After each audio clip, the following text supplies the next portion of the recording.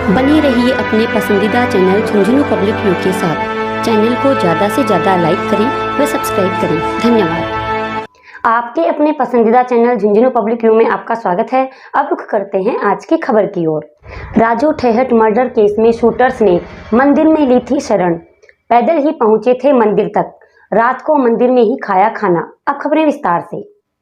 Raju Thehat murder case के तीनों आरोपियों ने झुंझुनू जिले के गुढ़ागोड़जी में पोंख गांव के एक प्राचीन मंदिर में शरण ले रखी थी।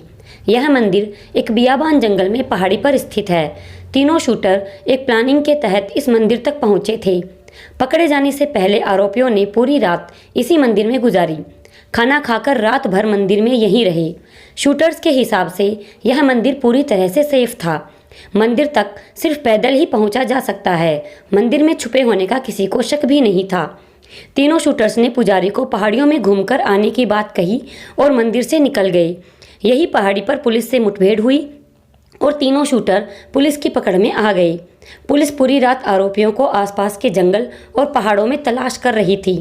राजू ठेहट को गोली मारने वाले 3 बदमाशों ने उसी शनिवार शाम को ही झुंझुनू के पोंख गांव की पहाड़ी पर 7 से 8 किलोमीटर ऊंचाई पर स्थित प्राचीन मंदिर में शरण ले रखी थी।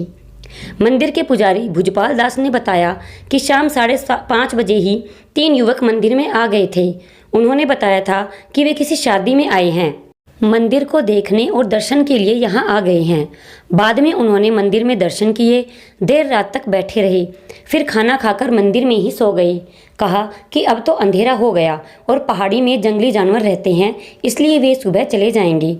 सुबह करीब 6 बजे मंदिर में चाय बनाकर पी और पुजारी को यह कहकर कि वे घूमने जा रहे हैं और अपने 2 साथियों को लेकर आ रहे हैं, मंदिर से निकल गए थे।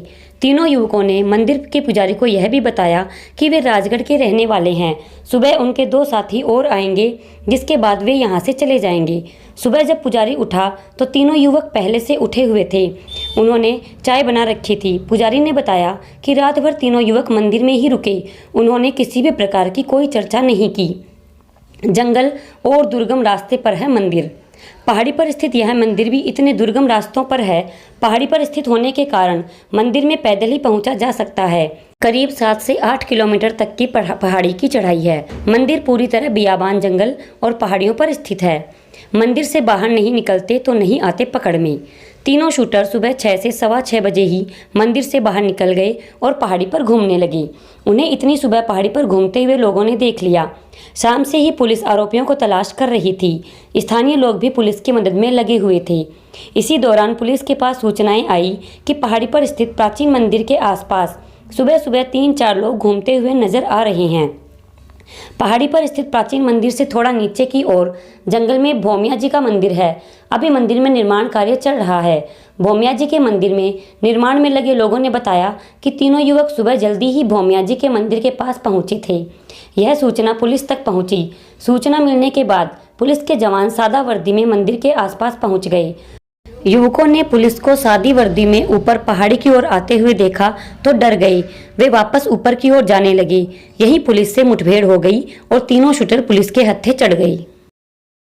यहाँ बालाजी के दर्शन किए और थोड़े ऊपर गए और ऊपर जाने के बाद में हो गए थे। खाना खाने के बाद में वो करीब आए थे 5:30 बजे। 5:30 बजे के बाद में थोड़े बहुत घूमे, दर्शन किए, खाना बनाया।